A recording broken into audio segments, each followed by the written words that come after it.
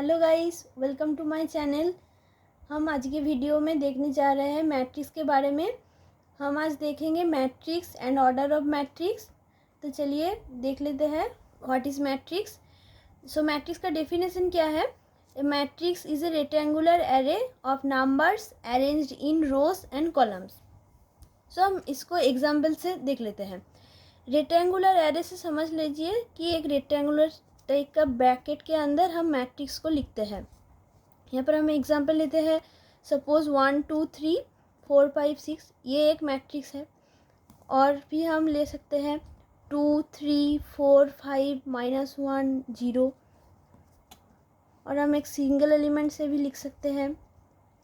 हम इस तरह भी लिख सकते हैं 3 5 6 10 एट्सेट्रा एंड सो ऑन। आप जैसा भी ले सकते हैं ले लीजिए, ठीक है। ये हमारा मैट्रिक्स का एग्जांपल है। तो हमारा नेक्स्ट टर्म आता है order of A matrix. So order of A matrix को हम कैसे डिफाइन करते हैं, उसके लिए हमको पहले row and columns of matrix को जानना पड़ेगा। So what is row and column of matrix? यहाँ पर हम जो हॉराइजॉन्टल लाइंस देख रहे हैं, इसको हम रो ऑफ मैट्रिक्स कहते हैं। ये फर्स्ट रो है, ये सेकेंड रो है, और ये जो वर्टिकल लाइंस हमें दिख रही है, इसको हम कॉलम्स कहते हैं। ये first column, second column, third column.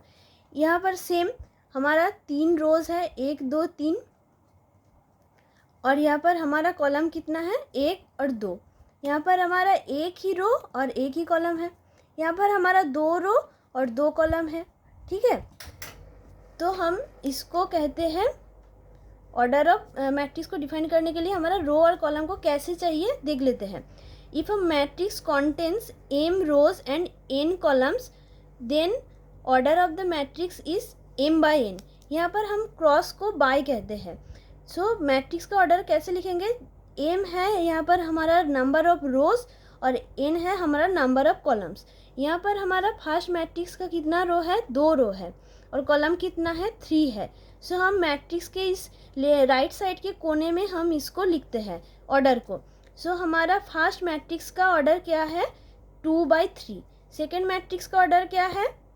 हमारा 3 रो है, 3 रो पहले 3 लिख लेते हैं और क्रॉस को हम बाय कहते हैं। और देन हमारा कॉलम्स नंबर कितना है? 2 है। सो हमारा सेकेंड मैट्रिक्स का कितना हो गया? 3 by 2, ठीक है। देन हमारा 1 by 1 एंड यहाँ पर हमारा 2 by 2। So order of the matrix क्या हो गया? हमारा पहला होगा रो और सेकेंड होगा हमारा कॉलम।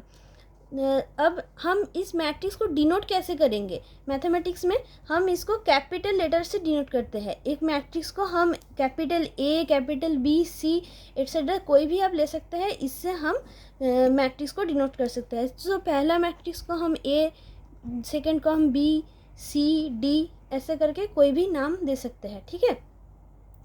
नाउ हमारा ये जो मैट्रिक्स के अंदर हम जो नंबर्स लिखते हैं, इस नंबर्स को हम कहते हैं एंट्रीज और एलिमेंट्स ऑफ मैट्रिक्स। यहाँ पर जो फर्स्ट है, ये फर्स्ट सेकेंड, इसको हम कहते हैं एंट्रीज और elements of matrix.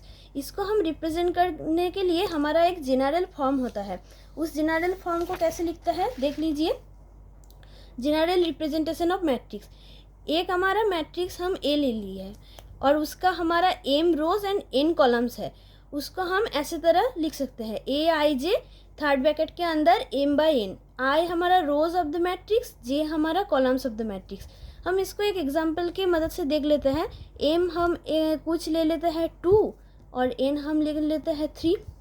So Aij 2 by 3 को हम कैसे एक्सपेंड कर सकते हैं हम देख लेते हैं। 2 मीन्स हमारा 2 रोज एंड 3 मीन्स हमारा 3 कॉलम्स होगा। अब I हमारा रोज नंबर है और J हमारा कॉलम्स नंबर है, तो हम कैसे लिख सकते हैं? पहला होगा 1 1, सो हम इसको लिखेंगे A11।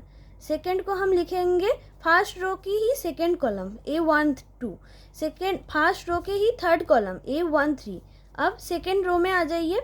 सेकेंड रो में क्या होगा? A2 और फर्स्ट कॉलम A21। अब सेकेंड रो में हमारा second column A22 and third column A23। सो हमारा इसको ऐसे एक्सपेंड करके हम लिख सकते हैं 2 by 3 एक मैट्रिक्स हो गया, ठीक है। अब हम इसको जनरल भी हम एक्सपेंड कर सकते हैं m बाय n को हम जनरल कैसे एक्सपेंड कर सकते हैं देख लीजिए। A11, A12, A13 ऐसे करके हमारा n कॉलम्स है। A21, A22, A23 ऐसे करके हम A2n डॉट डॉट करके हमारा कितना रोज है M1 सॉरी M2 Mn। सो ये हमारा एक जनरल रिप्रेजेंटेशन हो गया मैट्रिक्स का। ठीक है, अब हम क्वेश्चन में कैसे आते हैं।